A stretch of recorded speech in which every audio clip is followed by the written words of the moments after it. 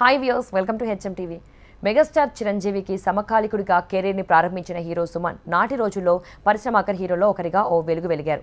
అయితే అతడి ఎదుగుదలను ఆపేందుకు మెగా కుటుంబమే కుట్ర చేసిందంటూ ఒక ప్రచారం అయితే జరిగింది. అలాగే ఉదయ్ కిరణ్ ఆత్మహత్య అనంతరం మెగాస్టార్కి అల్లుడు అవ్వబోయి కాలేకపోవడం వల్లనే అతడికి ఈ దయనీయమైన పరిస్థితి వచ్చిందని కూడా ప్రచారం జరిగింది. అయితే వీటన్నింటిపైన జబర్దస్త్ హైపర్ ఆది ఒక రేంజ్లో పంచులు విసిరారు. భోళా శంకర్ ప్రీ రిలీజ్ ఈవెంట్లో హైపర్ ఆది మాట్లాడుతూ ఎంతో ఉద్వేగానికి లోనయ్యారు. అతడు స్పీచ్ ఆద్యంతం తనదైన శైలిలో పంచులు విసిరారు హైపర్ ఆది. ఇక హైపర్ ఆది ఏమనన్నారంటే, ఒక సాధారణ మధ్యతరగతి కుటుంబానికి చెందిన ఓ యువకుడు నేను సైనికుని అవుతా అని యుద్ధభూమిలోకి దిగారు. ఆ యుద్ధభూమిలో కండలు తిరిగిన సైనికులు చాలా మంది ఉన్నారు. వాళ్ళు యుద్ధం చేస్తున్నారు, గెలుస్తున్నారు. ఇక ఒకరోజు ఈయనకు యుద్ధం చేసే అవకాశం వచ్చింది. యుద్ధం చేశారు, గెలిచారు. ఇక 30 ఏళ్లు యుద్ధభూమిని ఏలారు. ఆయన ఎవరో కాదు, మెగాస్టార్ చిరంజీవి. ఆయన ఎదగడమే కాకుండా ఇంతమంది సినీ సైనికులను తయారు చేసి ఇంద్రసేనాని అయ్యారు.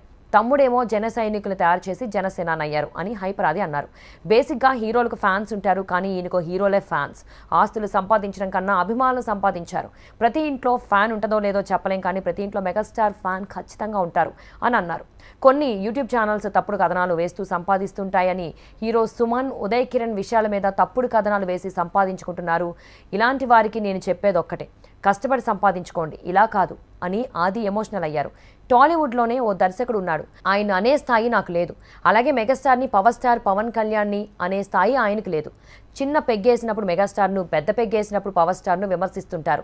అర్థం లేని మాటలకు క్లాప్స్ రావు, అర్థం లేని సినిమాలకు కలెక్షన్స్ రావు. నాకు తెలిసి మీ వ్యూహాలు బెడిసి కొడతాయని అనుకుంటున్నాను అంటూ ఆది స్పీచ్ ఆద్యంతం ఎంతో ఎమోషనల్గా మాట్లాడారు.